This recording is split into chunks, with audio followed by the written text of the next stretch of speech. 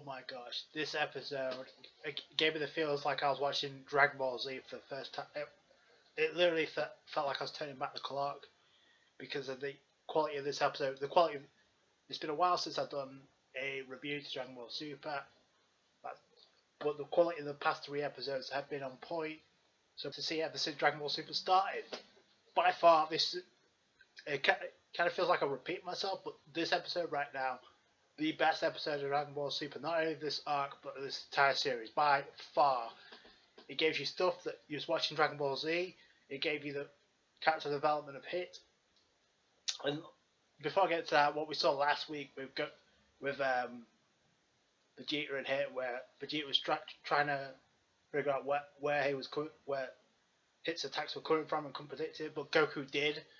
But it was only through the fight of Vegeta that Goku was able to see the technique of Hit and actually come up with a counter attack of his own. Because actually Vegeta does bring that up. So you were watching Vegeta's like, oh, you were watching the whole time of Hit's attack patterns during my fight, which obviously Goku blocks a hit and lands a scratch on the last episode. This episode though, it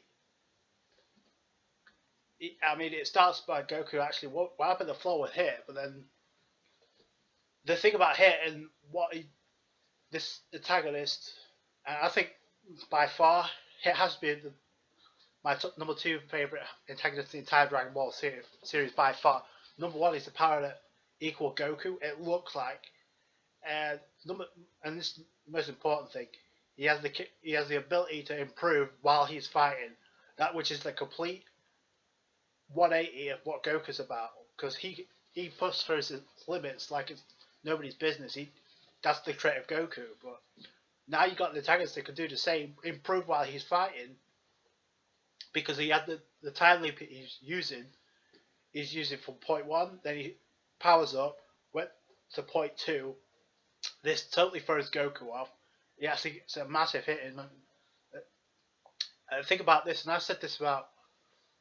I thought about it's weird that Hit asked Vegeta in the last episode, "Oh, you should go ahead and surrender." He says the same thing for Assassin. I thought it was really weird, but then when he says to Goku, "Oh, get up," you gave me the chance to improve, so I want to repay my debt. So that doesn't really seem like a evil antagonist to me, or an assassin. It looks like he's a interesting character who likes to challenge. He likes to improve. So that's why I'm saying it's probably what my number 2 favorite antagonist, with the exception of Beerus. But yeah, and even Beerus is like, what can I say about this episode? The fighting sequence between Hit and Goku are absolutely flawless, to the point where I thought, I have to admit, I think Akira Toriyama must have had a big hand in this episode, because some of the quality we've seen, ever since Vegeta used the final flash, the animation went up like 7 times. And speaking of 7 times, how about Goku combining I thought this was amazing, using the Kaioken for the first time since he used it against Frieza. And yes, I know he used it against Piccolo, but that's technically filler. So if you're not counting that, then last time he used that was against Frieza. He used the times 20 Kaioken, but this is the times 10 Kaioken while he's in Super Saiyan Blue. And the thing about that is Goku actually does iterate that. He was saving this attack for Beerus, which is fucking interesting, because Beerus is like, why didn't you use this against me? But then Vegeta realizes the Kaioken takes a heavy toll on the body after it. So it's kind of like the after effects. And the thing about it, I like the flashback where you have the Gallic Gun versus the Kamehameha, because it's a that replica when Goku fires the Kamehameha against Hit. Actually, I like when they used the opening. I thought it was really cool. I thought it was well done. Yeah, the soundtracks in this made this episode as well. But I mean, the fighting sequences alone, the choreography between those Goku and Hit was on point. The best fight of the tournament so far, and it's not. And the thing about it is, and I'm glad they did this, because for the longest time we haven't seen a threat in in the Universe 60 we haven't, and Hit now has become that not only a threat but also an interesting, perhaps the best character out of the entire team.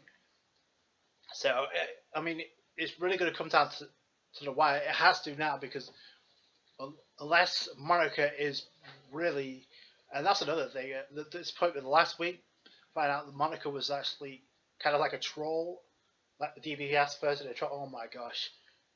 I can only see this either going two ways: either a draw, or either Goku managing somehow to take Hit, because I mean it's already going to come up probably one of the best characters out of Dragon Ball Super. Just the fact that he's able to, and the thing about it, and we catch the preview. Oh man, it doesn't like the quality is subsiding anytime soon. And there's a part of dialogue where it says Hit was holding back while Goku was using Kaioken in his Super Saiyan Blue form. By the way, that shot of Goku using the Kaioken, his body turning red with a Super Saiyan, I thought was amazing. That was a well done shot. The animation on this is absolutely flawless, in my opinion.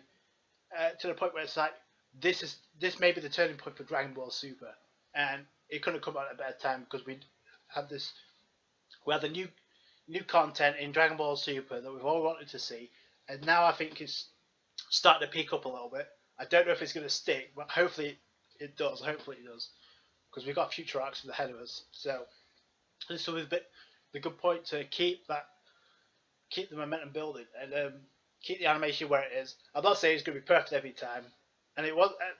To be fair, there were some art issues, but I mean you could barely notice because the quality of this episode is on point. By far the best episode of Dragon Ball Super. I feel like I'll repeat myself, but after the past 3 episodes, but yeah, this hands down the best. If not the best episode, the best fight, because actually the Vegeta Karma episode was pretty good because the message that it sent. But this, from a Dragon Ball standpoint, was probably one of the best episodes you're going to get in 2016. So that's going to do it for this review. Let me know what you guys thought about down below. If you enjoyed this video, give it a thumbs up. Let me know your comments down below.